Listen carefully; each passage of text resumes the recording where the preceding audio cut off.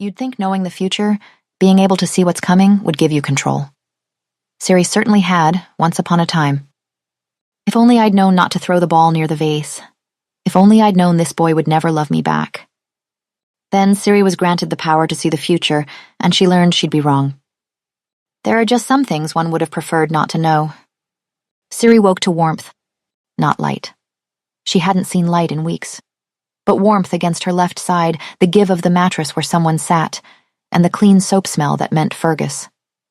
Her hand moved across the quilt until it found his, their fingers laced together without thought.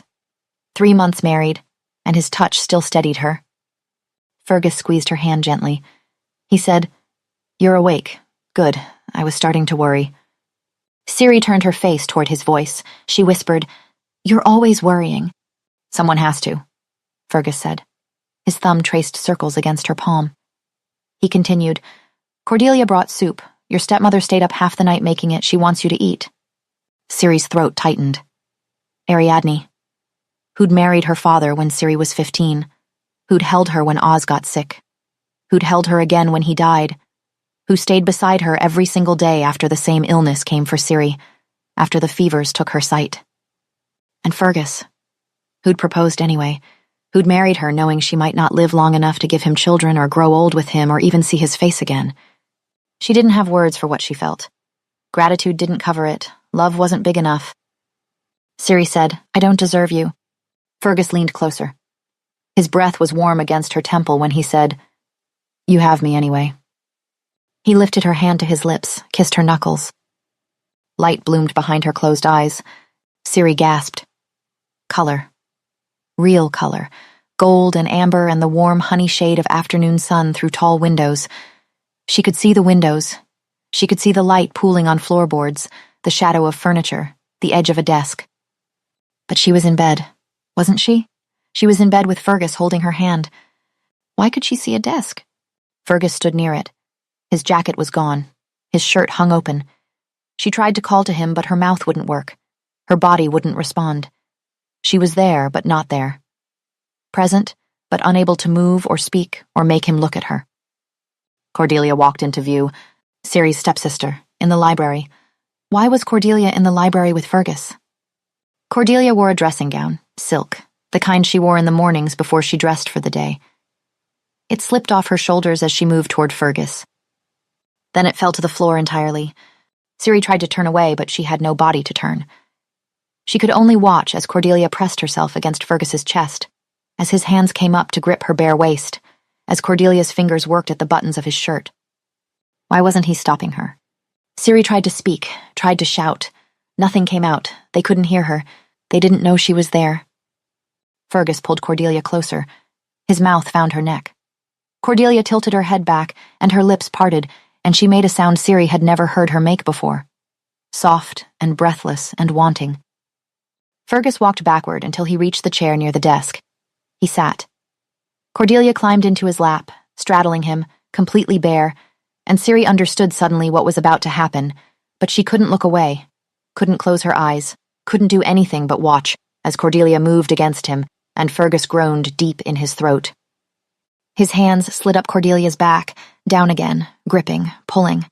His hips lifted to meet hers. Cordelia gasped his name. Fergus said, "Cordelia, oh Cordelia." Siri had never heard her name in his mouth like that. Desperate. Raw. Like he'd been starving and finally found food. Cordelia laughed breathlessly. She said, "Quiet, love. She might hear." Fergus pulled her down harder and said, "I don't care. I need you. I need—" The library vanished. Siri was in her bed again, in darkness, her hand still clasped in Fergus's, rain still pattering against the window. But her heart was slamming against her ribs and her breath came in short gasps, and she couldn't stop seeing Cordelia's bare skin and Fergus's hands and the way his face had looked. The way he'd said her sister's name. Siri jerked her hand free. Fergus asked, "Siri, what's wrong?" She scrambled backward against the headboard, her nightdress twisted around her legs. She couldn't get enough air. Fergus said, "You're shaking. Did you have a nightmare?" "A nightmare." Yes, that's what it must have been. A fever dream, the illness making her see impossible things. But she'd felt the warmth of that room, smelled the beeswax candles, heard every breath and gasp and word. Ciri managed. I don't know. I saw... She stopped. What had she seen? How could she have seen anything when she was blind? Fergus touched her shoulder. The image flashed again behind her eyes, his hands on Cordelia's waist, Cordelia's head thrown back. Ciri flinched away from his touch. Fergus pulled back immediately and said, "I'm sorry, I didn't mean to startle you." Ciri pressed her hands against her face, against her useless eyes. Her voice came out thin when she said, "I need you to go." "What?" Fergus asked. "Please, I need to be alone right now." Silence stretched between them. Then Fergus said quietly, "Of course, I'll come back later." The mattress shifted. His footsteps crossed the floor. The door opened and closed. Ciri sat in the darkness. Her hands were shaking. Her whole body was shaking. Not real. It couldn't be real. Fergus loved her. He'd married her. He held her hand every morning and kissed her forehead and told her she was his wife and that was all she needed to be. But her mind kept returning to the way he'd said Cordelia's name. The desperation in it. The need. He'd never said Ciri's name like that. She pressed her palms harder against her eyes, counted her breaths. 1, 2, 3. She was being foolish, unkind. He'd been nothing but patient with her, and she'd sent him away because of a dream. She had to apologize. Ciri swung her legs over the side of the bed. Her bare feet found the floor. She stood slowly, one hand braced against the bedpost until her balance steadied. She knew this room by touch now, 15 paces to the door. She'd counted them so many times since the blindness took hold. Her fingers trailed along the writing desk, then the wardrobe, then found the door handle. The hallway was cooler. She kept her left palm flat against the wall as she walked, counting steps, past her room, past the guest chambers, toward the main staircase. Voices drifted up from somewhere below. Fergus's voice, and Cordelia's. Ciri stopped at the top of the stairs. Her hand found the banister. Fergus said, "Ciri's acting strange. What if she knows?" Cordelia answered, "How would she know? She's human, Fergus. She can't smell how our scents mix. She can't feel the mate bond between us pulse." The words took a moment to settle, to make sense. Mate bond. Ciri knew what that meant. Wolf shifters had one true mate, one destined partner. The bond was unbreakable, sacred. Fergus and Cordelia had a mate bond. A small sound came from below, soft and wet. Then Cordelia made that breathless noise again. The same one from the library in Ciri's dream. Except it hadn't been a dream. Fergus groaned and said, "I need you, Cordy. I need to touch you, need to have you. I can't keep pretending." Cordelia made another sound, higher, needier. She said, "Soon, my love, soon. Mother said we'd only have to wait a little bit longer, only a little bit longer." Fergus's voice came out rough when he asked, "How much longer? How much longer until this slow-acting poison finally claims Ciri's life so we can finally be together?" Ciri's hand slipped off the banister. "Poison," Cordelia said breathlessly between kissing sounds. "Mother assures me she'll be out of the way soon. You'll have me, and we'll have Ciri's fortune, and the future will be ours." More wet sounds, fabric rustling. Ciri found the servants' stairs, started down. Her bare feet slipped on the narrow wooden steps. She caught herself on the railing. The kitchen was empty and cold. She felt her way across it. Her hands found the door. She fumbled with the latch until it gave. Ciri walked into the rain, into the night, away from her home. Everyone thinks they want to know the future, until they see something they wish they hadn't. Ciri was learning that the hard way, but as she ran blind through the rain with nowhere to go and no one to trust, she didn't know that her future had already been decided. By fate, by prophecy, by a carriage waiting in the dark. Chapter 1. The forest floor was uneven beneath her bare feet. Ciri stumbled over roots she couldn't see, her hands stretched out in front of her, grasping at air that gave her nothing. She had to get away from the estate, from Ariadne, from Cordelia and Fergus and the poison they'd been feeding her for months. To think they'd been giving her poison for months when she thought... She swallows down a scream. She thought they'd loved her. When this beautiful Ariadne had married her father, when she had hugged and cared for and protected Ciri, her adoptive daughter even after his death. Everyone praised her kindness, her devotion. What a blessing poor Ciri had such a loving stepmother. What a fool Ciri had been. Her stepmother, her beloved sister, and the man she loved, they'd all wanted her dead. The rain had stopped, but everything was wet, cold mud squelching between her toes and her nightdress clinging to her skin like a second layer of ice. She didn't know where she was going or how far she'd run, and so she let herself wonder for the first time what she was actually supposed to do now.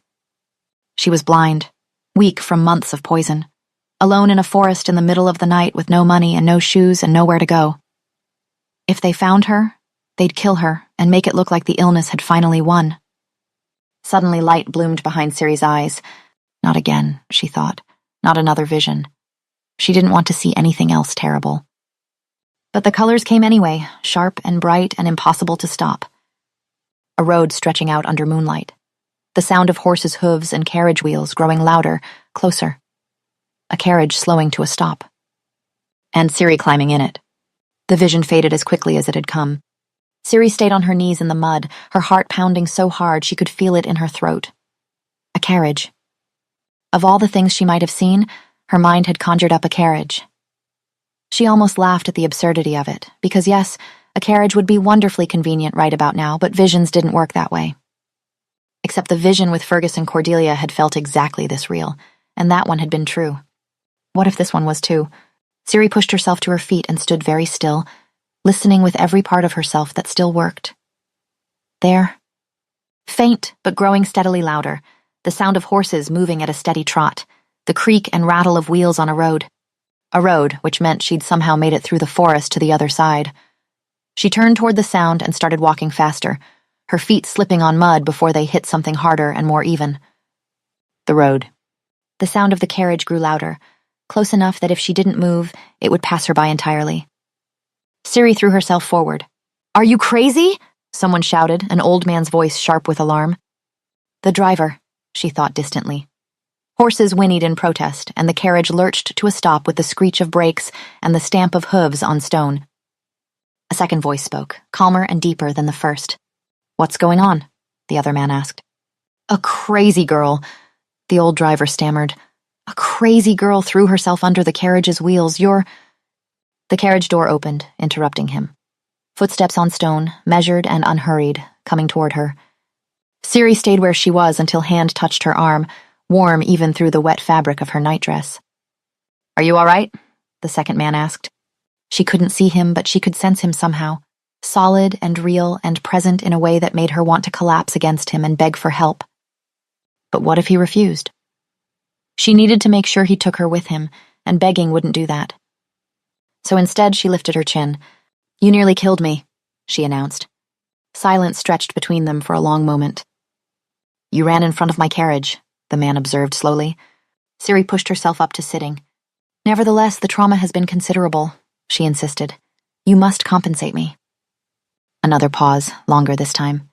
"Let me get you to a doctor," he offered, his voice careful in a way that suggested he was trying very hard not to laugh. Relief flooded through her so fast it made her dizzy. "All right," she agreed quickly before he could change his mind. That would be acceptable. The man's hand stayed on her arm as he helped her stand, his grip firm enough to support her weight when she swayed. He studied her without comment. "Can you walk?" he asked. Ciri nodded and took a step forward to prove it. Her knee buckled immediately. His other hand came up to catch her before she fell. "You can't see," he observed. Ciri's throat tightened. "No," she whispered. He didn't say anything else, didn't ask questions or make sympathetic noises or treat her like she was made of glass. He just guided her toward the carriage with patient care.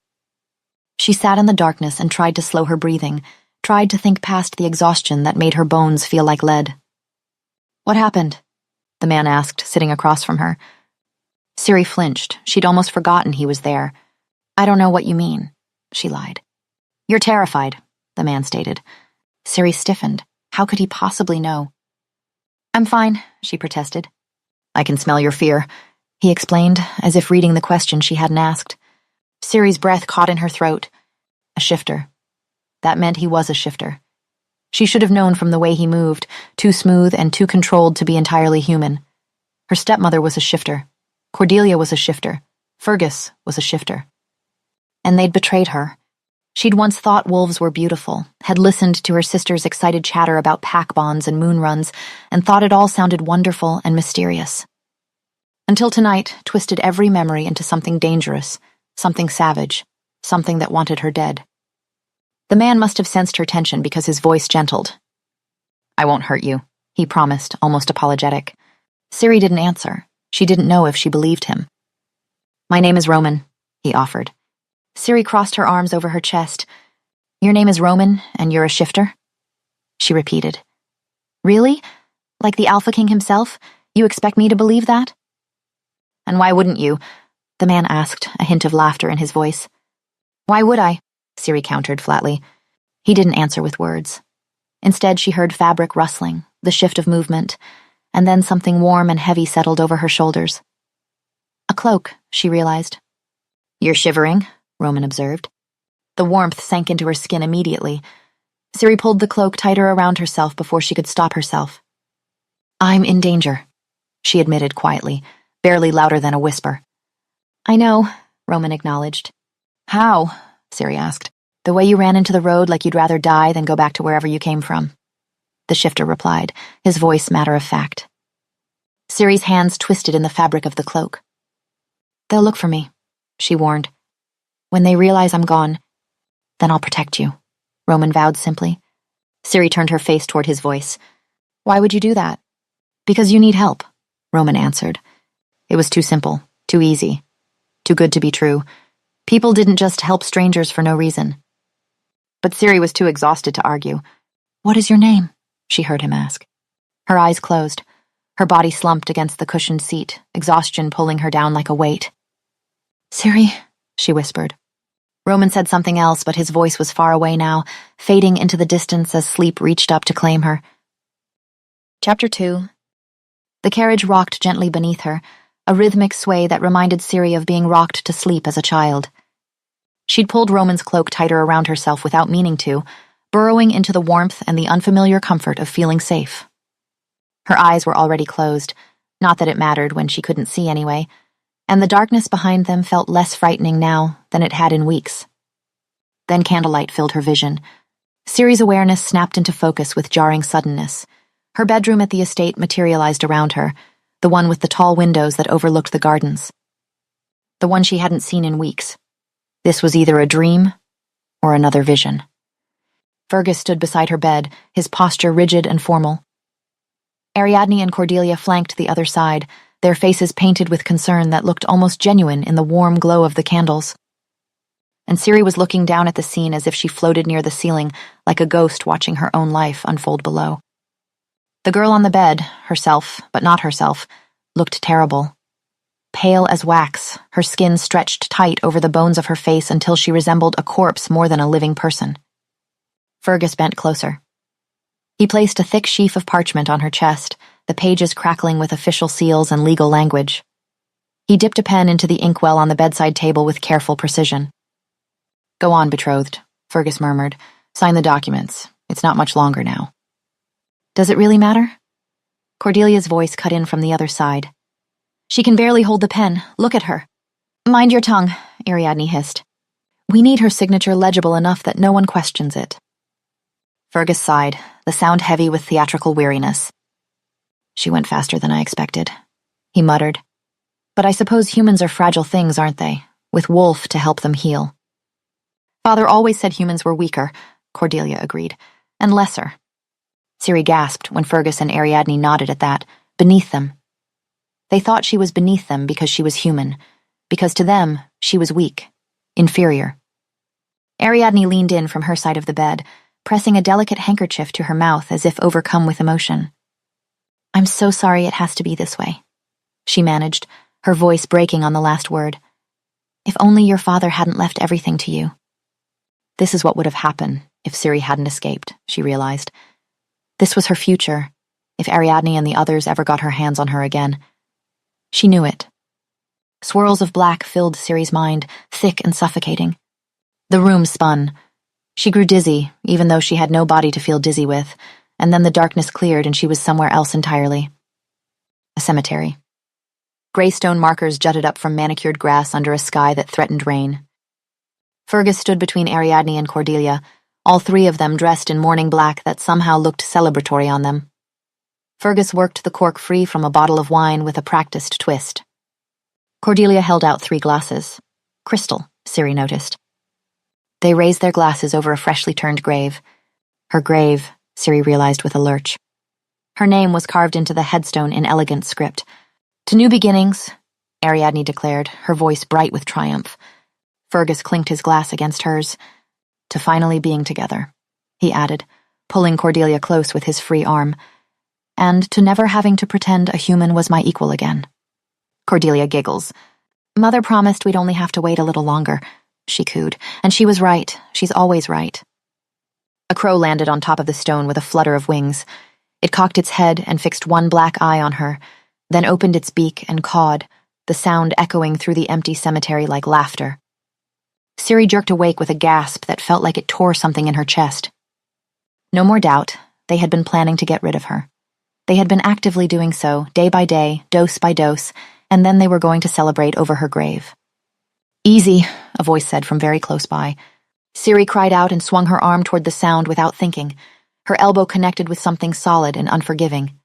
Muscle, she realized. A person. A grunt of pain reached her ears. Then fingers curled carefully around her elbow a moment later, steadying rather than restraining. "Did I hurt you?" Roman asked, his voice tight with concern that seemed absurd given that she'd just struck him. Ciri swallowed hard. He was a shifter too. He'd said so himself. He could smell her fear. And now she knew what that meant. What shifters really thought of humans like her. "I apologize," she managed, her voice shakier than she would have liked. "I didn't mean to hit you." Roman's fingers tightened around her elbow. Then her arm was lifted, angled slightly, moved with a gentleness that contrasted sharply with the strength she could feel in his grip. "What are you doing?" Ciri asked, trying to pull back. "I apologize," Roman murmured, finally releasing her arm. "I was just checking." Ciri frowned, but chose not to comment on his confusing behavior. "How long was I asleep?" she asked instead. "It's almost midnight," Roman answered. "You're safe, I promise." Ciri wanted to ask how she could possibly be sure of that, how anyone could make such a promise when shifters could smell fear and track prey and tear people apart with their bare hands. When shifters saw humans as weak, as inferior, as things to be discarded. "I won't let anything happen to you," Roman repeated quietly. The words hung in the air between them, heavy with sincerity that Ciri didn't know what to do with. Her lips parted, a question forming, but before she could speak, the carriage rolled to a halt with a final jolt that sent her swaying on the seat. They'd arrived. Wherever they were going, they'd arrived. Chapter 3. Roman's hand stayed at her elbow as he helped her down from the carriage, and Ciri accepted it because she had to, because the alternative was stumbling blind in a place she didn't know, but she remained acutely aware of every point of contact between them. Sound washed over her in waves, movement everywhere, fabric rustling, footsteps approaching and retreating, voices murmuring in that particular register people used when they were trying to be discreet, but couldn't quite manage silence. Then the voices shifted, grew sharper with something that might have been alarm or surprise or both at once. "Welcome back, Your Majesty." The title rippled outward like a stone dropped in still water. She heard it repeated, first by one voice, then another, spreading through the assembled crowd in a pattern of deference that made the hair on the back of her neck stand up. "Your Majesty." The man who'd picked her up off the road, who'd given her his cloak and promised to protect her, was not a noble, nor even a lord or a high-ranking minister. He was the Alpha King himself. Ciri's jaw clenched. He even told her so, she'd realized. He told her his name. This explained the driver's aborted honorific, the careful way he'd spoken to her, the fact that no one had questioned her presence in his carriage. But it didn't explain why he'd stopped for her at all, why he'd brought her here. What does the Alpha King want from me? She wondered. They passed from open air into enclosed space. She felt the change immediately, warmer, quieter, the sounds softening as stone walls rose around them. Their footsteps echoed differently here, sharper and more defined. A hallway, she thought. Then Roman guided her through another doorway and the acoustics shifted again, smaller, more intimate. A door closed behind them with a solid click. Silence settled over them like a blanket. Ciri could hear her own breathing, too fast and too shallow, and the faint crackle of a fire she hadn't noticed before. Warmth touched her face from the left. A hearth, then. This was a room someone used regularly, not just a receiving chamber for unwanted guests. Roman moved away from her. His footsteps crossed the room, paused, returned. She heard liquid being poured into glass. "Here," he said quietly, closer than she'd expected. "Water. You should drink something." Ciri's fingers found the glass he pressed into her hand. When she'd emptied the glass, Roman took it from her without comment. More footsteps. He was giving her space, she realized. "Why did you bring me here?" she asked bluntly. The silence that followed stretched just a beat too long. "Because you needed a doctor," Roman answered finally, his tone carefully neutral. Ciri shook her head, frustration building in her chest alongside the confusion. "Fine," Ciri snapped. "But why bring me inside your palace? You could have just called upon one to examine me outside and send me on my merry way." "I wouldn't do that," Roman replied, as if that explained everything. "Not when your merry way didn't not seem so merry." "Well, that doesn't make sense," Ciri insisted. "Kings don't just bring random people home. There has to be some reason they thought that—" "You're my mate," Roman interrupted. The words dropped into the space between them like stones into still water. "No," Ciri said flatly. "Mate." She knew what that meant. Everyone knew what that meant. Fated pairs, destined partners, two souls meant to be together for life. The kind of bond that shifters built entire mythologies around. The kind of bond that should never include the likes of a human. Certainly not when the other party was a king. "I felt it the moment you touched me," Roman continued, his voice steady but edged with something that might have been emotion tightly controlled. "In the carriage, when you took my hand, the bond recognized you immediately." "No," Ciri repeated louder this time. She took a step backward and nearly stumbled. "I know this is overwhelming," Roman said, moving slightly as if to steady her, then stopping himself. "I know you weren't expecting this, but—" "You don't know anything." Ciri cut him off, her voice shaking. "You don't know me." She was breathing hard now, her chest rising and falling with the effort of keeping herself together. "I was raised by shifters," Ciri said. "I know how this works. I know what mate bonds mean to your kind. But I'm human.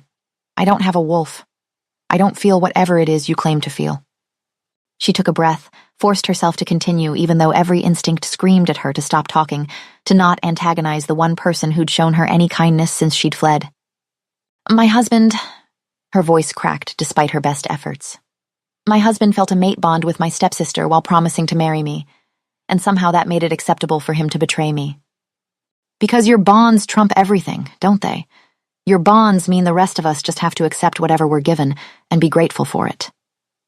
"That's not what I'm saying," Roman said quietly. "Then what are you saying?" Ciri demanded. "Because from where I'm standing, it sounds like you're telling me I owe you something I never agreed to give." "I'm saying you're not alone," Roman corrected, his voice calm despite the accusations she was hurling at him. "I'm saying whoever hurt you made an enemy of me the moment they touched you." Ciri opened her mouth to argue, to push back against promises that sounded too good to be true because they always were. But something else pushed its way to the front of her mind, something cold and sharp and suddenly, horrifyingly clear. She'd grown up admiring Cordelia's ability to shift, watching with fascination as her stepsister's bones reshaped and fur sprouted, and she became something wild and beautiful. Ciri had begged to hear stories about pack bonds and moon runs and the ancient customs that governed shifter society. She'd been proud when her father married Ariadne, proud that their family proved humans and shifters could be one despite their differences. But they'd never seen it that way, had they? And there was one person who'd known. "We're not like them, Ciri," Oz had whispered, tugging at her sleeve. Her 8-year-old little brother. She'd laughed and told him not to be silly. They were family. It didn't matter that she and Oz were human while Ariadne and Cordelia had wolves. But Oz had shaken his head. "They look at us different," he'd insisted, "like we don't belong." Ciri had dismissed it as a child's imagination. She'd been so sure Oz was wrong. He hadn't been wrong about anything. And then he died. He died from the same illness that had then begun to claim Ciri's life. The same illness that had not been an illness at all. Ciri went very still. "What is it?" Roman asked, his tone shifting to concern. "My brother," Ciri whispered. Her voice didn't sound like her own. "Oz," He got sick last year. She swallowed hard, tasting bile. But it wasn't illness at all, was it? They were poisoning him. The same poison they've been using on me. They killed him. Her hands shook. I didn't believe him when he tried to warn me about them. I thought he was being paranoid. Her voice broke. She pressed one hand against her mouth, trying to hold back the sound that wanted to escape. They killed him, she said again, the words muffled against her palm. When she lowered her hand, her voice had changed, harder, colder, stripped of everything soft or uncertain or afraid. I want revenge, Ciri said. I don't want comfort or protection or a mate bond I never asked for. I want to take everything they took from me. She turned her face toward where she thought Roman was standing, her blind eyes fixed on nothing but her attention absolute. I want to watch them lose the fortune they murdered for. I want them to feel what I felt. And I want them to know at the end that I was the one who destroyed them. So if you want to help me do that. Give me resources.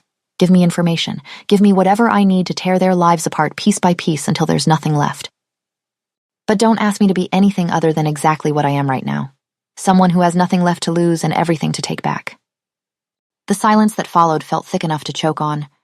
When Roman finally spoke, his voice was low and steady and absolutely certain. Then that's what I'll give you, he said simply. Resources, information, power, whatever you need to make them pay for what they did. I won't ask for gratitude, and I will stand beside you while you take back everything they stole.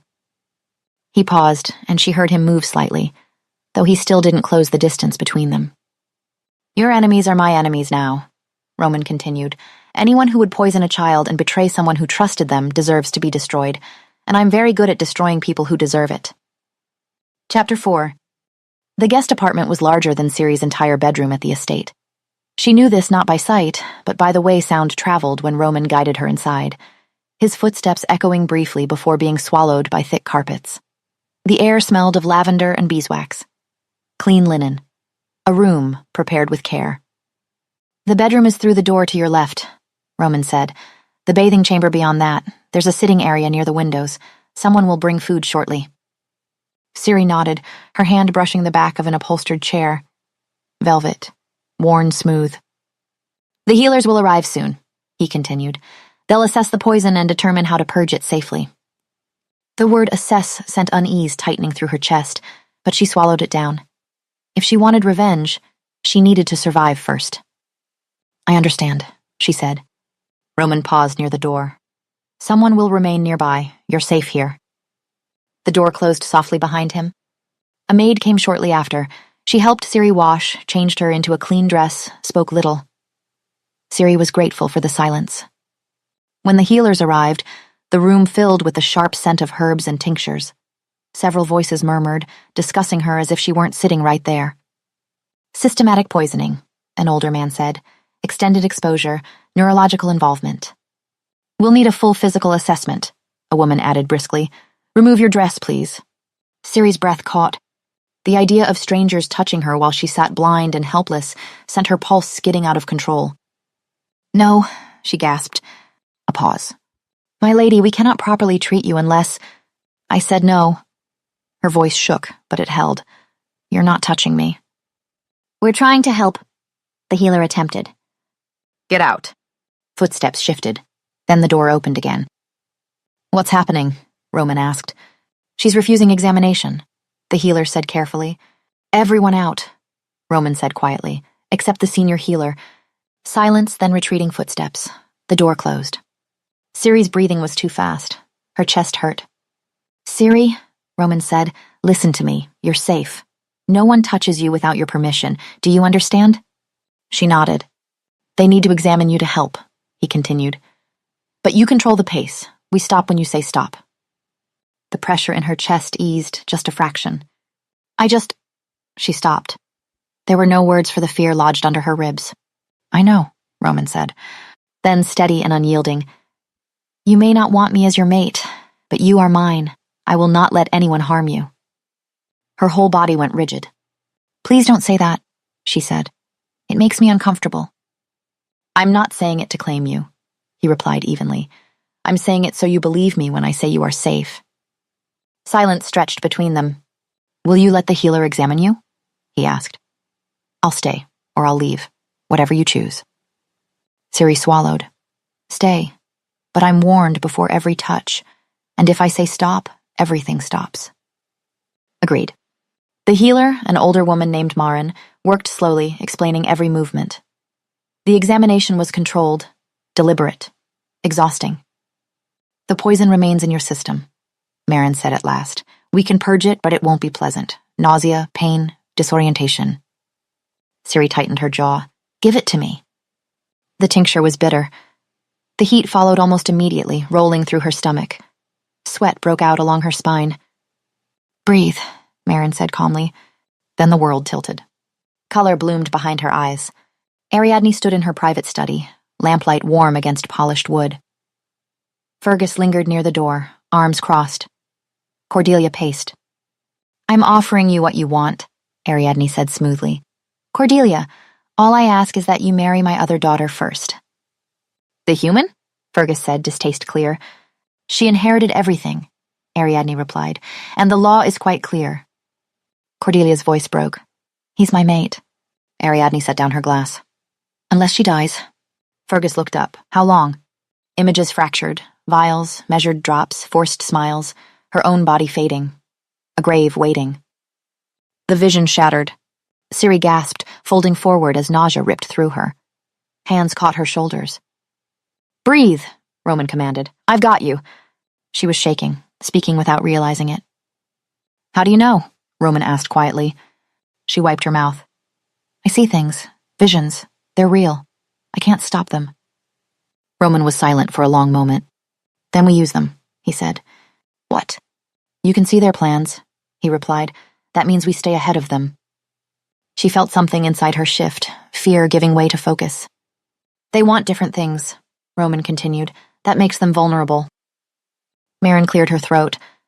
The purge will continue for hours. She needs rest. We'll continue tomorrow, Roman said. But we will continue. As he turned to leave, Ciri whispered, Thank you. He paused. This isn't kindness, he said. It's justice. Then he was gone. The purge continued, painful, draining. But for the first time since she'd fled the estate, Ciri didn't feel helpless. She felt ready. Chapter 5. Morning came with pale light filtering through windows Ciri couldn't see. She'd slept poorly, the purge leaving her wrung out and hollowed. The knock at her door came mid-morning. Come in, Ciri called, recognizing Roman's presence before he'd even crossed the threshold. How are you feeling? He asked without preamble. Like I was turned inside out, she admitted. He settled into the chair near the window. We need to talk about your marriage to Fergus. Ciri's hands tightened in her lap. What about it? As long as it stands, he retains legal rights to your fortune, your lands, your name. Even imprisoned, those rights exist. He paused. The marriage must be annulled before we move against anyone else. Then annul it. Ciri shrugged. I certainly won't complain. Right. Roman cleared his throat. The easiest path to annulment is if the marriage was never consummated. The word hung in the air, clinical and impersonal. Unconsummated marriages can be dissolved more cleanly, with fewer legal challenges. Roman explained. So, was it? Was it consummated? No, she said curtly. I see, Roman said quietly. Something in his voice made Ciri's head turn toward him. I'm glad you're relieved, Ciri said, her tone cooling. Silence stretched. Then Roman spoke again, his voice carrying weight. I apologize if I made you uncomfortable, he said. But I'll be honest. I'm relieved because an unconsummated marriage means you can be freed cleanly. The idea of you being touched by someone actively planning your death, it matters. And I'm glad it didn't happen. Ciri sat very still, processing the careful way he'd framed it. Now what? She asked. Now we move quickly, Roman said. Fergus is the weakest link. He's motivated by desire more than loyalty, which makes him exploitable. And he's been kept apart from Cordelia since you vanished. Kept apart how? Ciri asked. Fergus has been confined to his family's holdings. They haven't seen each other in days. For people bound by a mate bond, that kind of separation is painful. Ciri nodded. Which means Fergus is desperate right now. Exactly. Likely to make mistakes. Roman explained. I want to give him what he thinks he wants. A letter from Cordelia. A promise of a meeting. You'll be posing as her. But we need to be careful. He'll smell immediately that you're not Cordelia if you come too close. So we arrange the meeting to keep you at a distance, and we cover you in her things. Her perfume, her clothes. All right, Ciri said, clenching her fists. What do you need from me? A letter first, then we'll retrieve some of Cordelia's belongings from your estate. Can you do that? Ciri thought about all the years she'd spent watching Cordelia perform affection while plotting her death. Yes, she said, I can do that. The meeting was arranged for twilight at an inn on the city's outskirts. Ciri dressed in Cordelia's clothes with hands that wanted to shake but didn't. The perfume was worse, cloying and floral, and so distinctly Cordelia that her stomach turned. But she endured it. Roman's men were positioned throughout the building. Roman explained the layout in low tones as he positioned her behind an ornate carved screen. He'll enter from the other side. The screen will let him see your shape but not clear details. The incense should cover scent inconsistencies. His hand found her shoulder, squeezed gently. You don't have to speak unless you want to. Let him talk. Your voice will sound different from Cordelia's, but he'll believe what he wants to believe. Then he was gone, leaving Ciri alone behind the screen with nothing but her rage and Cordelia's perfume. And then footsteps in the hallway, quick and eager. Cordelia? Fergus's voice desperate. Is it really you? Ciri said nothing. Thank the gods, Fergus breathed. I didn't think you'd actually come. But we can fix this. We can still have everything we planned. Ciri's gone. The marriage can be dissolved, and we can finally be together. He pressed closer to the screen. Ciri stepped back, maintaining distance. Your mother was right, Fergus said. It was always going to work. Marry the human, inherit the fortune, and then... He stopped, caught himself. I know you hated that I had to touch her, but it was necessary. Ciri's nails bit into her palms. The poison was genius, really, Fergus continued, slow enough that no one suspected as Ariadne said. He stopped. Why aren't you saying anything? Cordelia, talk to me. Ciri considered maintaining the silence, but she wanted him to know. Tell me about the poison, she said quietly, pitching her voice higher, adding breathiness. What? You know about the poison. Your mother gave it to me. 3 drops every evening in her tea. He laughed bitterly. She said it had to be slow, had to look natural, said if anyone found out we'd all hang for murder, but now we can finally... Finally what? Ciri interrupted, dropping the pretense entirely. Finally celebrate my death? Fergus went completely silent for a minute. That's not... Who are you? He asked. You know who? Ciri said flatly. The door opened. Roman's presence filled the space, flanked by guards. Fergus's confusion turned to recognition, then shock. Your Majesty? Ciri heard him drop to his knees.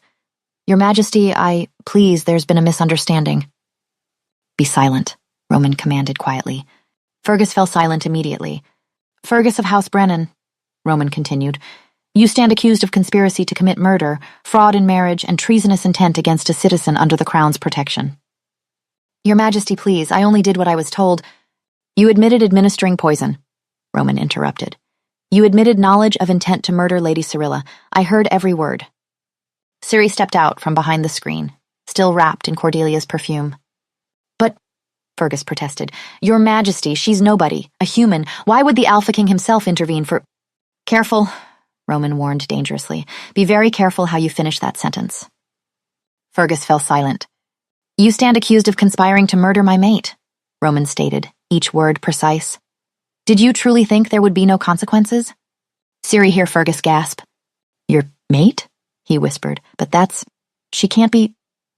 And yet she is, Roman confirmed coldly. Please, Fergus whispered. Your Majesty, I'll testify against Ariadne.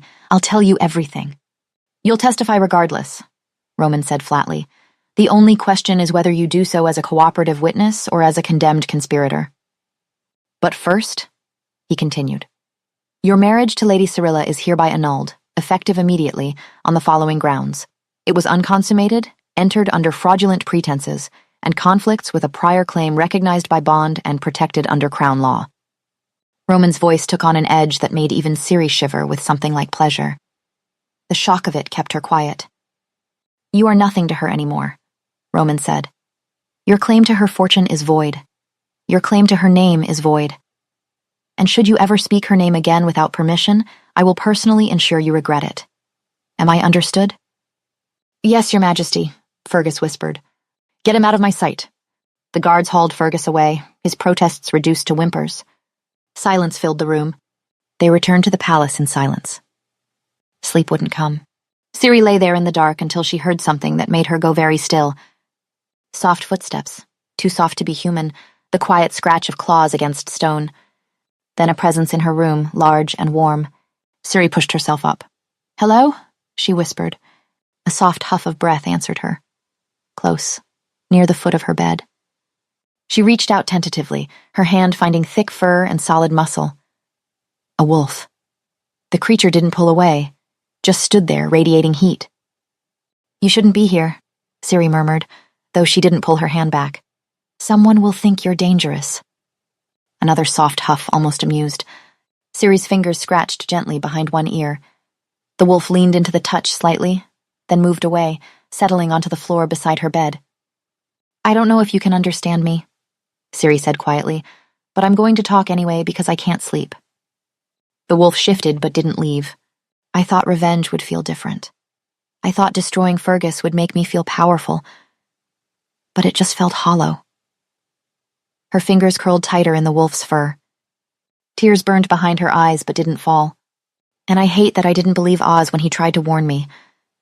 I hate that he died thinking I'd chosen them over him." She took a shaky breath. "I don't know how to trust people anymore. I don't know how to let someone be good to me." Her voice broke. The wolf made a soft sound, pressing closer to the bed, its warmth seeping into her. Ciri's hand stayed tangled in its fur, holding on like it was the only solid thing in a world that kept tilting beneath her feet. Chapter 6. A week later, Roman rode beside Ciri, close enough that she could hear the creak of his saddle. 6 guards and servants followed at a respectful distance. "Your sister needs to believe I'm coming to help her," Roman reminded her. Ciri turned her face toward his voice, grim satisfaction settling in her chest. "She will," she said. "Cordelia thinks writing directly to the Alpha King shows she has nothing to hide. She always thought herself very clever when she's, in fact, quite transparent." "Right," Roman said. "You think your sister will be positioning herself as a victim caught between her mother's schemes and her mate's poor judgment? And you're going to let her think it's working," Ciri said. "Until she talks herself into a confession," Roman agreed. Ciri's hands tightened on the reins. They reached the estate by early afternoon. Roman helped Ciri dismount. She could see shapes again, but nothing very clear. "Your Majesty," a male voice called out, breathless. "We weren't expecting—" "I came as soon as I received her letter," Roman interrupted smoothly. "Where is Lady Cordelia now?" "In the east sitting room, Your Majesty." "Take me to her," Roman commanded. But before they moved toward the house, Roman's hand found Ciri's elbow, guiding her slightly away. "This is going to feel strange," he warned, "but it's necessary. Stay still." Roman moved closer, close enough that she could feel the warmth radiating from his body. Then his hand came up to cup the back of her neck, his thumb brushing against the pulse point just below her ear. He was scent-marking her, pressing his own scent into her skin until it overwhelmed her natural human smell. Strategic? Functional? But it didn't feel like nothing when his other hand settled at her waist. "There," Roman murmured. "That should be sufficient." He stepped back, and Ciri found herself pulling in a breath she hadn't realized she'd been holding. Inside the estate, Roman's presence commanded immediate deference. Within minutes, the building had been cleared of unnecessary personnel. Ciri remained with the guards, dressed in simple traveling clothes that could pass for a servant's attire. She positioned herself near the doorway of the east sitting room, her face carefully neutral, her posture deferential. Just another attendant in the Alpha King's retinue. Nothing worth noticing. Cordelia swept into the room moments later, and Ciri felt her hands clench involuntarily. "Your Majesty," Cordelia breathed, "thank you for coming." "Sit down, Lady Cordelia," Roman said. She obeyed, settling into the chair with practiced care. Not that Ciri could see much, but it seemed like suddenly Cordelia was tilting her head at an angle that caught the light. She used to look at Fergus that way. Ciri wanted to be sick. "I received your letter," Roman continued. "You asked for an audience to discuss what you called misunderstandings regarding your mate." "Yes, Your Majesty," Cordelia said earnestly. "Fergus never meant to hurt anyone." Ciri's nails bit into her palms. "Is that so?" Roman said flatly. Yes, Your Majesty, Cordelia insisted, her voice breaking slightly. Fergus and I are mates. We couldn't help the bond between us. That's not a crime, is it? She dabbed at her eyes with a handkerchief. We were going to tell Ciri eventually, dissolve the marriage properly. But Mother kept saying to wait. Cordelia murmured. Why did Fergus marry your sister at all? Roman prompted. Since you two were mates? Cordelia's breath caught, as though she hadn't been expecting such a simple question. She probably hadn't Ciri fought, the fool that she was. Mother insisted, Cordelia said quietly. She said with poor Ciri being sick, Fergus should give her a little bit of happiness before she passed. I agreed to it, for I loved my sister so. Liar, Ciri thought furiously. Loved? Roman asked. You assume Ciri is dead? Again, Cordelia's breath hitched. No, she said, uncertain. Just, she was very ill. Yes, about that. Roman paused. Your fiancé didn't happen to mention putting anything in her tea, did you? Anything your mother may have given him? Cordelia went very still. Not at all, she whispered. I swear, Your Majesty, I didn't. So you weren't aware, Roman interrupted, that Fergus, per your mother's orders, were poisoning Ciri?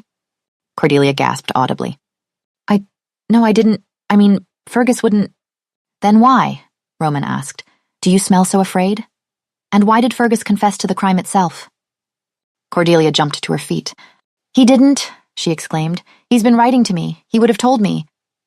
He wrote what I told him to, Roman said. Cordelia kept quiet for a minute then, calculating the implication. What was I supposed to do? She whispered eventually. Mother said it was too late to stop. So you admit, Roman said slowly, precisely, that you knew Ciri was being poisoned. I couldn't prevent it, Cordelia protested. Mother is terrifying when she wants something. She made it clear there would be consequences if I didn't cooperate. I was afraid. What I understand, Roman said coldly, is that you were complicit in the attempted murder of your own sister for financial gain. No, Cordelia said sharply, taking a step toward him. I'm a victim here too. She moved closer. Your Majesty, Cordelia said, her voice dropping into something intimate. Surely we can come to some kind of understanding? She took another step closer. Ciri felt something hot and vicious coil in her chest. If you were to help me, Cordelia murmured, close enough now that her skirts nearly brushed against Roman's legs. Help, Fergus. Show us mercy. I could make it very much worth your while. She reached up, her fingers moving toward Roman's chest. Something inside Ciri snapped. She stepped forward from her position by the door, shoving aside the other attendants.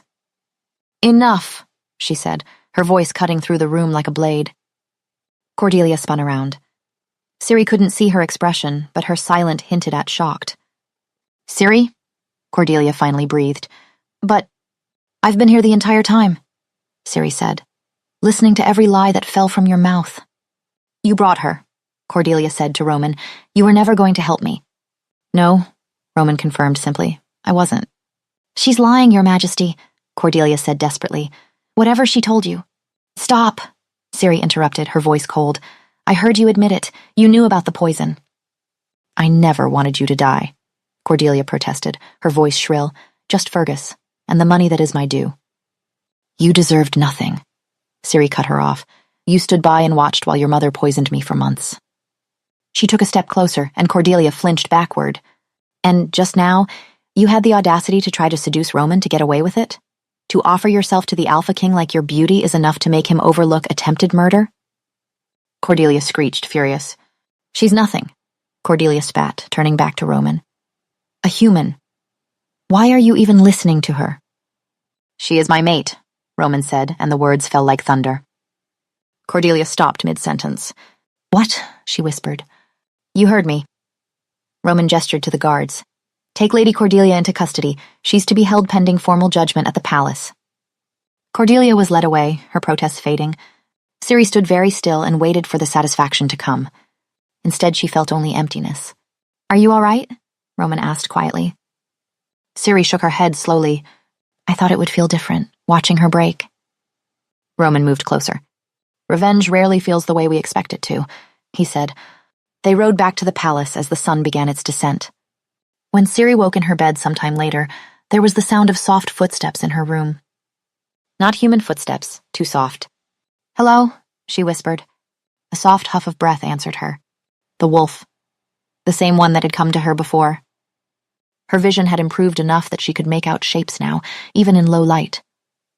You keep coming back, Ciri murmured. Why do you keep coming back? The wolf pressed closer to the bed, its warmth seeping into her. Ciri let her eyes close and allowed herself to drift back toward sleep. Morning came with light that had clarity to it. Shapes held their edges, colors announced themselves with confidence instead of hiding behind the haze that had plagued her vision for months. Ciri sat up slowly, her heart pounding. The room she'd been living in for days but had only perceived as a collection of shapes and shadows was suddenly real. Concrete. She could see. Her sigh had returned. And when she turned her head, Roman sat in the chair near the window, positioned at that careful distance he always seemed to maintain. For the first time since she'd stumbled into his carriage, Ciri could actually see him. He was devastating to look at in the soft morning light, because of course the man who'd shown her more kindness than anyone in her life would also be beautiful. His features were strong, sharp cheekbones, a jaw that could have been carved from marble. And his eyes. The same blue she'd seen in the wolf, the same color that had watched her from the foot of her bed, keeping vigil in the darkness. The realization crashed through her with absolute certainty. Every confession she'd made, every time she'd reached out in the dark. It had been him, all of it, always. The man sitting across from her now, watching her. Your vision has improved, Roman observed quietly. Yes, Ciri managed, her throat suddenly dry. I'm glad, Roman said simply. Then Roman left, closing the door quietly behind him, and Ciri was alone with the morning light, her heart beating too fast. Chapter 7. The summons came 3 days after Cordelia's arrest. A servant found Ciri in the library with a message that the Alpha King requested her presence immediately. Roman met her outside the council chamber, his expression grim. Her vision had continued improving, clear enough now that she could read the tension in his shoulders. What's happened? Ciri asked. Ariadne has demanded an audience before the council, Roman said quietly.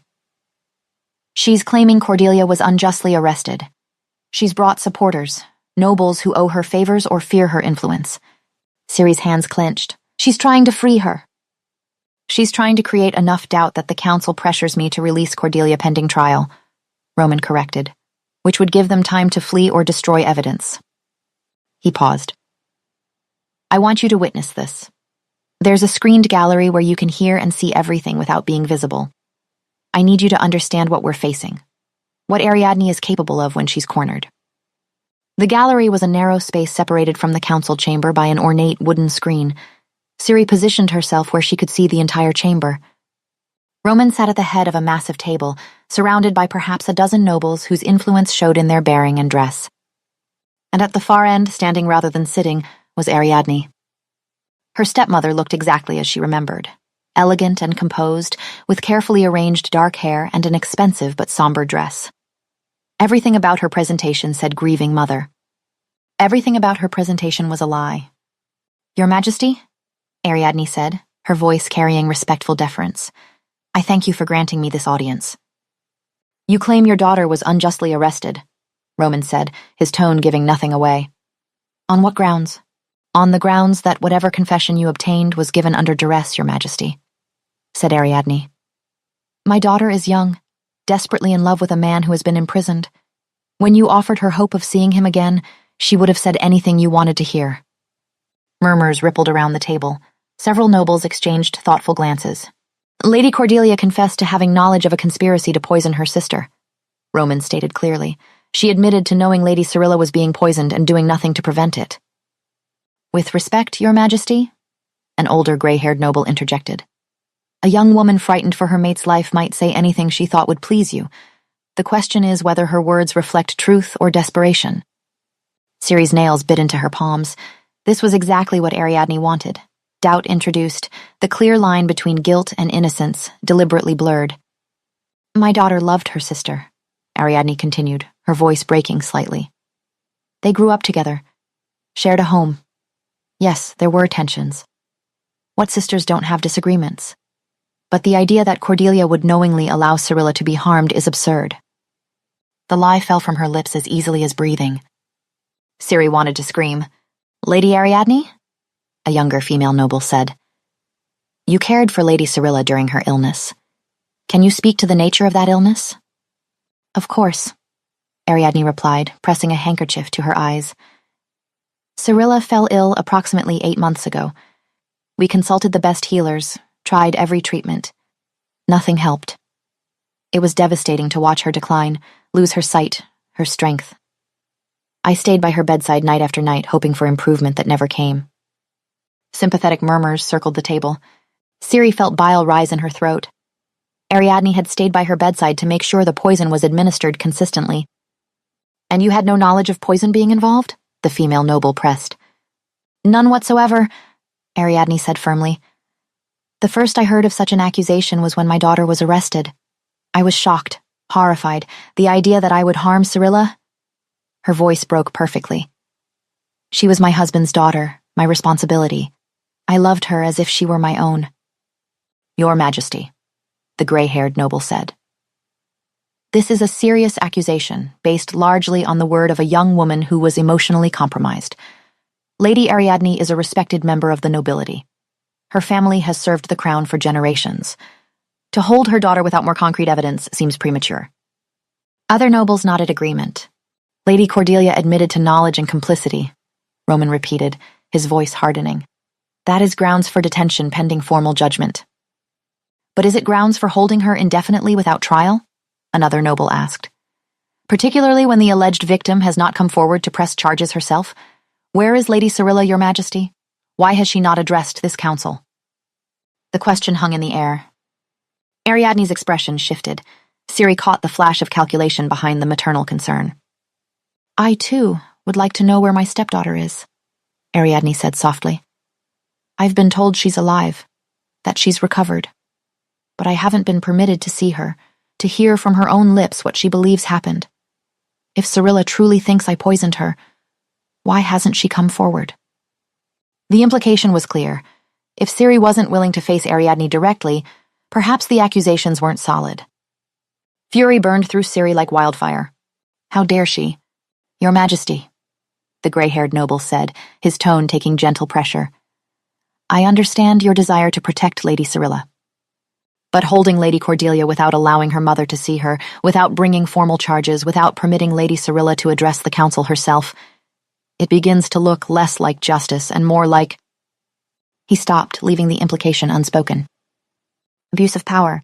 I would urge you to consider releasing Lady Cordelia pending a formal investigation, another noble added, with appropriate restrictions, of course, confined to her family's estate, but holding her in the palace cells seems excessive. Murmurs of agreement rippled around the table. Ciri watched Roman's jaw tighten as he weighed his options. He could refuse. He was the king. But doing so would create political tensions. And Ariadne knew it. Ciri could see the satisfaction in her stepmother's face, carefully hidden but there. This was what Ariadne did. This was how she'd gotten away with poisoning 2 people. She manipulated. Ciri's vision started to blur, not from her compromised sight, but from sheer rage. Her hands clenched tighter, and then the world tilted. Not again, not now, she thought. But the vision came anyway, relentless and unavoidable. Darkness surrounded her. Not comfortable darkness, but the oppressive darkness of a space with no windows, no light, no hope. A room, small, cold, stone walls weeping with moisture. And in the corner, huddled against the wall with his knees drawn to his chest, Oz, her little brother, alive. Chapter 8. Explain the vision again, Roman said, his voice quiet but commanding. Every detail you can remember. They were in his private study, a map of the Northern Territories spread across the desk between them. Ciri had stopped shaking sometime in the past hour. The room was small, Ciri said, closing her eye. Stone walls, cold, damp. I could see moisture on the stones. There was a window high up near the ceiling, too small to climb through. The door had 3 locks. 3 locks suggests they're expecting him to try to escape, Roman murmured, making notes. What else? A tray pushed through a slot at the bottom of the door. Guards changing shifts. I heard their voices but didn't see them clearly. And... She stopped, her throat tightening. He was counting days, scratching marks into the stone with broken pottery. Roman's jaw tightened. How many marks?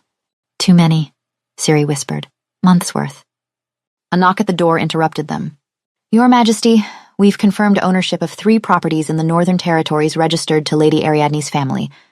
2 are actively occupied. 1, a hunting lodge approximately 40 miles north, has been reported empty for the past year, but our sources indicate regular supply deliveries despite the supposed vacancy. Roman's eyes met Ciri's. That's where he is, Ciri said with absolute certainty. I know it. We leave within the hour, Roman said, already moving toward the door. They rode hard, covering the 40 miles in just under 4 hours with frequent changes of horses. The hunting lodge materialized out of the forest like something from a nightmare. Roman deployed his guards with silent efficiency, surrounding the building before anyone inside could realize they were there. The door opened before Roman could knock. A man stepped out, rough-looking, armed, but not expecting the Alpha King and a full contingent of royal guards. His eyes went wide.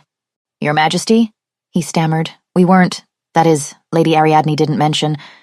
You're holding a child prisoner, Roman said, the brother of my mate. You have exactly 1 chance to surrender peacefully and tell me where he is. Choose wisely. The guard's gaze darted between Roman's face and the armed men surrounding the lodge. Basement, he said quickly. Ciri followed Roman through the kitchen, her heart pounding so hard she could barely hear anything else. Down narrow stone steps. Into a basement that smelled of damp and neglect, and something else that made her stomach turn. At the end of a short corridor, a door with 3 locks, just like the vision had shown her. The guard's hands shook as he worked the locks. And huddled in the corner, his face turning toward the sudden light with an expression of fear and desperate hope. Oz, Ciri breathed. Her brother stared at her for a heartbeat. Ciri? His voice cracked on her name. He tried to stand, but his legs gave out. Ciri was moving before he hit the ground, crossing the space between them and catching him, pulling him against her chest as sobs tore through both of them. Chapter 9. I want her dead. Ciri spoke the words quietly, watching Oz sleep in the infirmary bed. The healers had cleaned him up, fed him broth and bread, wrapped him in warm blankets. Roman stood beside her, his presence solid and steady. I know, he said simply. I want to watch her die, Ciri continued, her voice hardening. I want her to know it was me. I want... Revenge, Roman finished quietly. Justice, Ciri corrected sharply. There's a difference, Roman said, and you need to decide which one you actually want. Ciri turned to look at him, fury blazing in her chest. She poisoned me. She murdered my father. I know she did, even if I can't prove it. She imprisoned a child. She deserves to die. She does, Roman agreed, his tone calm, but killing her won't set you free. It won't heal what she broke. I don't care, Ciri said, though something in her voice wavered.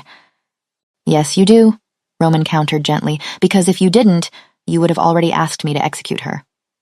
Ciri's hands clenched into fists. Then what am I supposed to do, let her live? You bring her to justice, Roman said, publicly, legally, and then you let her rot in a cell for the rest of her miserable life, knowing she lost everything to the stepdaughter she tried to murder. He moved closer, his golden eyes holding hers. Death is mercy, Ciri. It's quick. It's final. Living with the consequences of what she's done, that's the real punishment. Ciri wanted to argue, but something in Roman's words rang true despite her fury. Fine, she said finally. We do it your way, but I want to be there. I want to watch. I wouldn't dream of excluding you, Roman promised. With Oz's testimony, everything fell into place with brutal efficiency. The 13-year-old boy told the council everything, how he'd started feeling sick the same way Ciri had, how Ariadne had brought him soup and tea with the same false gentleness, how Ariadne had announced his death to the household even though he was still breathing, how they'd moved him in the night to the hunting lodge, locked him in the basement, told him no one was coming because no one cared. The council listened in horrified silence. The evidence was overwhelming. Fergus's confession, Cordelia's admission, Oz's testimony, the hunting lodge itself, which Roman's men had searched before burning. There was no defense, no room for doubt. Ariadne was arrested at sunset. She struggled, screaming threats and curses as they dragged her toward the doors. This isn't over, she shrieked. Do you hear me? I'll make you suffer. Both of you will pay. Ciri stood perfectly still, watching the space where Ariadne had been, and waited for something to happen inside her chest. Waited for the triumph to come, the satisfaction. the sense of completion she'd been chasing since the moment she'd fled into the rain. Nothing came. Chapter 10. 3 days after Ariadne's arrest, Ciri still felt nothing. She went through the motions of living with mechanical precision. Visited Oz in the infirmary, smiled when he smiled. On the 4th day, she was walking through the palace gardens when the vision hit. No warning. One moment she was watching fountain water catch afternoon light, and the next she wasn't in the garden anymore. She saw Roman reaching for something, a glass. Then his face changed, confusion, shock, pain. His hand clutched at his chest. The glass shattered against the floor. "Roman!" Ciri tried to scream, but she had no voice here. The vision shattered. Ciri came back to herself, gasping. She found Roman in the corridor outside the council chambers, dressed formally and clearly preparing to leave for his meeting. "Don't go," she said, the words coming out more forcefully than she'd intended. Roman turned, his expression shifting immediately to concern. "What's wrong, He stopped himself. "What's wrong, Ciri?" "Don't go to the meeting," Ciri repeated. "Something's wrong. I had a vision. You were attacked." Roman's eyes sharpened. "When? Where?" "I'm not sure." Her voice broke. "Soon. Cancel the meeting. Stay here where I know you're safe." Instead of arguing, he turned to the nearest guard. "Send word that the council meeting is postponed," he ordered. "Dispatch search teams throughout the castle." The guard hurried off. Roman's hand found Ciri's elbow, his touch warm and grounding. "Come with me," he said quietly. "We'll wait in my chambers until we know what we're dealing with." Guards were positioned outside. Still, Ciri paced the length of the sitting room, her hands clasped behind her back to hide their shaking. "Oz is with the healers," Roman said. "He's as safe as we can make him." Ciri nodded but didn't stop pacing. "This is my fault," she said finally, the words bitter. "I should have killed her when I had the chance." She saw Roman flinch slightly. "Ciri, don't!" She cut him off sharply. "She swore she'd make us pay, and I let her live, and now—" Her voice broke. Roman moved closer, his hand extending toward hers. Ciri pulled away before he could make contact, something vicious twisting in her chest at the hurt that flickered across his face. "Don't," she repeated, quieter but no less cutting. "Don't try to comfort me about being weak." "You're not weak," Roman interrupted, and for the first time since she'd known him, there was an edge to his voice. "And second-guessing decisions you made for sound reasons won't change anything." "Sound reasons?" Ciri laughed. "You mean your reasons?" "Ciri," Roman said, definitely anger coloring his tone. "Stop punishing yourself. Stop punishing me for trying to help you make a choice you could live with." "I'm not punishing you," Ciri shot back. "I'm being realistic. She's going to kill you. The vision showed me. And it's going to be my fault because I listened to you instead of trusting my own instincts." "Your instincts," Roman repeated, and something in his voice made her actually look at him. He looked tired, worn down in a way she'd never seen before. "My instincts told me you were my mate," Roman continued, "that you needed time and space and patience, that if I just waited, if I just gave you what you needed, eventually you'd—" He stopped, shook his head. "I'd what?" Ciri said, her heart beating wildly. "That I'd let you claim me? When I made it clear it's not what I want?" "Isn't it?" Roman challenged. "You've been pushing me away for days. I've watched you shut down, watched you build walls so high I can't reach you anymore." He poured wine into one of the glasses, the deep red liquid catching the late afternoon light. Ciri said nothing as he brought it to his lips. And then remembered the vision. "Don't," she tried, but he'd already swallowed. For one terrible heartbeat, nothing happened. Then Roman's expression changed. Confusion flickered across his features, followed immediately by pain. The glass slipped from his fingers. "Roman!" Ciri screamed. His knees buckled. Ciri lunged forward, catching him before he hit the ground. The vision, the poisoned wine, the death she'd seen. "No," she gasped, her voice breaking on the word. "Roman, stay with me. Look at me." This was real. This was happening. He was dying right here in her lap, and she'd caused it by trying to prevent it. The vision hadn't been a warning. It had been inevitable. "I'm sorry," she choked out. "I'm so sorry. This is my fault." Roman's hand twitched like he was trying to reach for her. "Please," Ciri begged. "Please don't do this. Don't leave me. I need you." His breathing was getting shallower. She could see it, could feel it in the way his chest barely moved against her arms. She'd been such a fool. "I love you." she said, the words tearing out of her. Do you hear me? Roman's eyes drew shut. You were right, Ciri continued desperately. About everything. You were right and I was wrong and I'm sorry. She pressed her forehead against his. I lost everything once, she whispered. My father, my home, Oz, everyone I trusted. I put myself back together piece by piece and told myself I'd never let anyone close enough to break me like that again. But losing you, Ciri's voice cracked, losing you would destroy me. She could feel his heartbeat under her palm, fading. You're everything to me, she said desperately. Do you understand? Everything. A sob tore through her. Guards! She screamed, her voice raw. Someone help! Guards! The door burst open. Armed men flooded in, followed immediately by the head healer. Poison, she confirmed, her voice grim. She looked up at Ciri, her expression grave. We can purge some of it, but the question is whether his body can withstand the fight long enough. What can I do? Ciri demanded desperately. The mate bond, the healer said. If it were complete, it would help. The bond shares strength, shares life force, gives him an anchor. She stopped, shook her head. An incomplete bond won't be enough, though, not against this. The words penetrated Ciri's panic slowly, like a blade sliding between ribs. The bond. The thing she'd been avoiding, pushing away because she'd been too scared. Not anymore. Then I'm completing it, Ciri said. The healer's eyes widened slightly. You need to claim him, she said quickly. Bite at the junction of neck and shoulder. The bond will know where. But Lady Cirilla, you need to understand. This might not be enough. I don't care, Ciri interrupted, and I have to try. She turned back to Roman, her hands cupping his face. I've been such a fool, she said. I thought I was too broken to love you, but I'm not broken. I'm just scared. Roman's eyes flickered.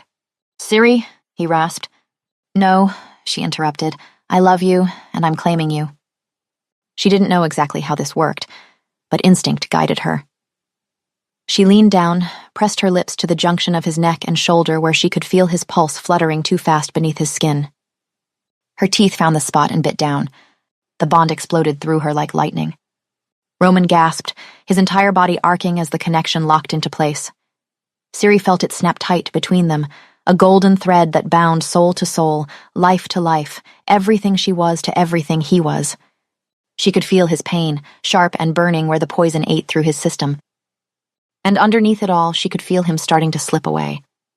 No, Ciri said fiercely. You don't get to die. Not now.